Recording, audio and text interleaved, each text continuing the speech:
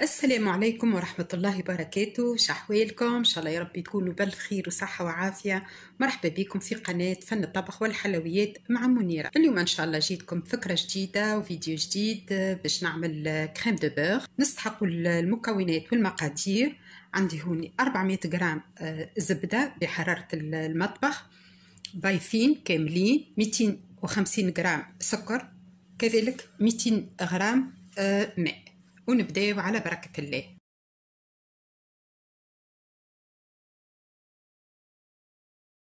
طب بالنسبة للسكر اللي باش نحضروه معناتها للكريم دو بيغ اللي باش نركضوه مع البيض باش يعقم البيض، يلزم يخلط لمدة الطبخ نتاعو درجة الحرارة ما بين 118 وما يفوتش 121 درجة.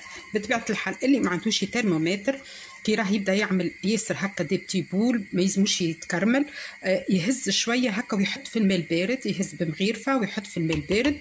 اذا راه عملت كل شويه كي الكعبوره معناتها راهو صايي تنجم تخدم بيه. السيرو لهنا اللي باش نركضوا للكريم دو بيغ، حبيت نكهو بالسكر فاني.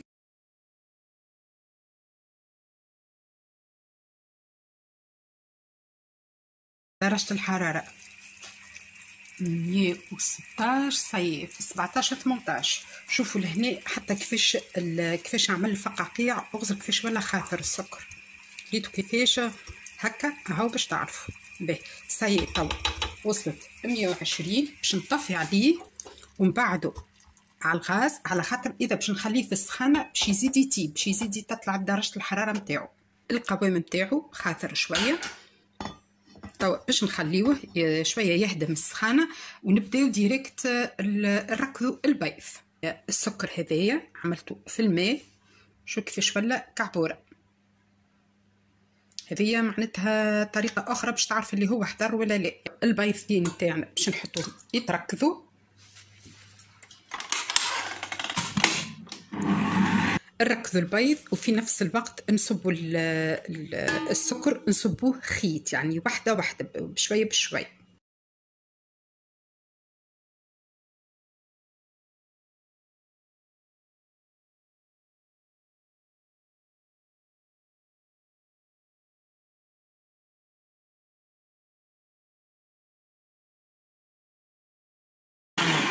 شوفوا توا بعد ما طلع البيض البول نتاع العجينه تفات، ما عادش سخونه. تو باش نبدا نزيد ل 400 غرام زبده بشويه بشويه.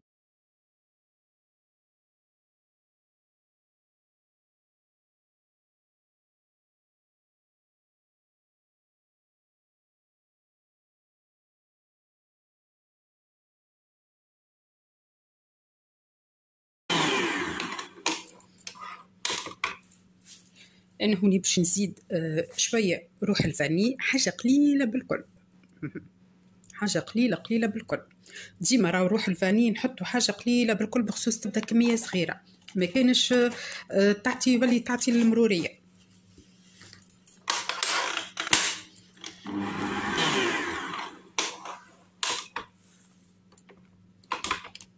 هوني سايي الكريم دو بير نتاعنا حاضره ونجمو نخدمو بها اي جاتو.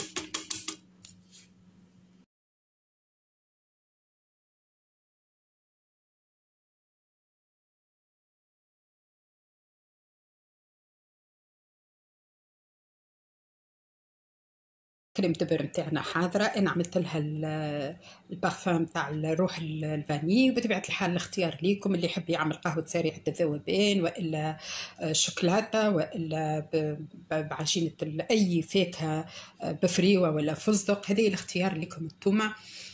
هذه أسهل حاجة وخصيصا للمبتدئين، يعني تخدم بها أي جاتو. حضرتها إن شاء الله ناوية باش نعمل معناتها خبز جاتو متاع راس العام، ديما نخدمها ونحط في الثلاجة معناتها باش نعمل جاتو ولا حاجة، ديما نسبقها هي قبل ومن بعد كي نجي هكا نخدم نلقاها حاضرة. كعبتين بيض و400 جرام زبدة، ما شاء الله معناتها كمية باهية معتبرة.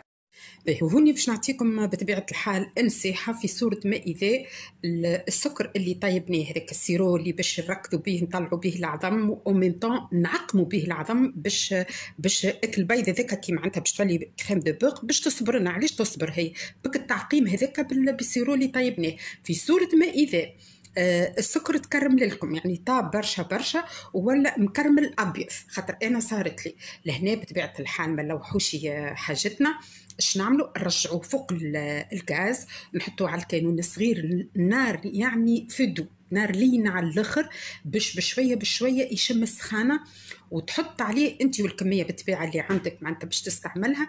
تزيد عليه شويه ماء سخون يبدا يغلي، الفايده في الماء يغلي بالكدا بالكدا هذاك بشويه بشويه تراه يبدا يذوب معناتها كراميل ابيض يبدا بشويه اما تحب له وقت يعني وسع بال وعلى النار لينه وانت طبع فيه حتى كي يبدا يتفتفت يبدا يتفك من بعضه هذاك الكراميل الابيض. انت بملعقه تعاونوا تزيد معناتها كيما نقولوا احنا تزيد تذوب وتفتفتوا ويرجع لك من جديد، يرجع معناتها سكر عادي كيما باش تخدم به وتركز به البيض. هذه يعني من جمله معناتها نصلحوا السكر اذا فسد. هذا بطبيعه الحال باش ما نلوحوهش. الكريم دو بور نتاعنا صدقوني ناجحه 100%. ان شاء الله الكريم دو بور تجربوها معناتها على طريقتي وتنجح معاكم وتنال رضاكم. وما بقى لي نقول لكم ان شاء الله يا ربي في دبارة اخرى وفيديو اخر وفي امان الله.